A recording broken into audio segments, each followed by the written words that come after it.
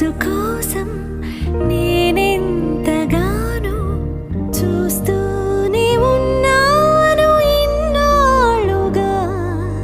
మౌనాలు అన్నీ మాట్లాడుతుంటే కనువిందుగా ఉంది తొలిసారిగా.